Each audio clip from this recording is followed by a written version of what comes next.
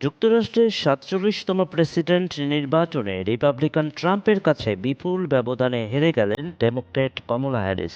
আগের টার্মে ডেমোক্র্যাটদের কাছে হেরে রিপাবলিকান প্রার্থী ডোনাল্ড ট্রাম্প পরের বার বিপুল ব্যবধানে বিজয়ী হয়েছেন। এটি যুক্তরাষ্ট্রের ইতিহাসে একটি রেকর্ড।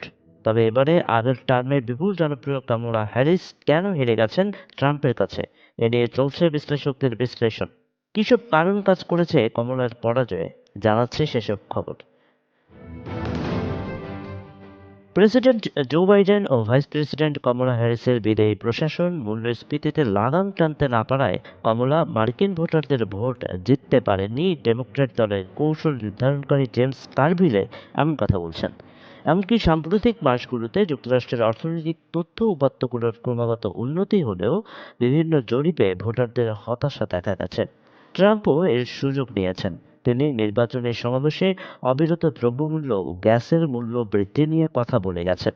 অলাভজনক থিঙ্ক ট্যাঙ্ক অক্সফোর্ড ইকোনমিক্সের বার্নার্ড ইয়ার্স বলেন, জনগণ এখনও মূল্যস্ফীতিকে সমস্যা হিসেবে দেখেন, কারণ তারা অর্থনীতিবিদদের মতো কয়েক বছরের হার নিয়ে পর্যালোচনা করেন না, বরং তারা দাম নিয়ে ভাবেন।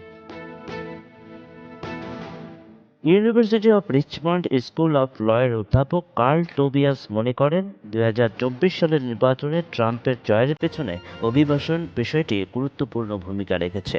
বাইডেন কমলা প্রশাসনের মেয়াদে যুক্তরাষ্ট্রে আসা লাখ লাখ অভিবাসীকে বিতাড়িত করার জন্য বড় ধরনের অভিযান চালানোর প্রতিশ্রুতি দিয়েছেন ট্রাম্প।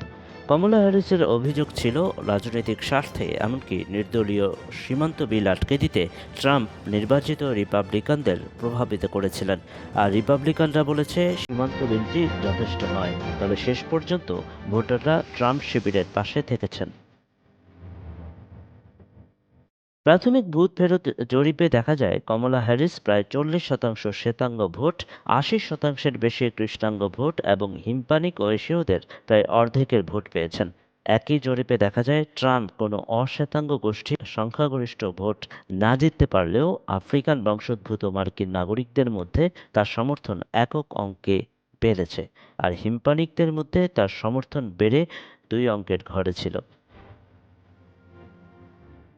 বিদায়ী মার্কিন প্রেসিডেন্ট জো বাইডেনের বয়স যখন 82, তখন বাইডেন 2024 সালের নির্বাচনে প্রতিদ্বন্দ্বিতা করার সিদ্ধান্ত নেন।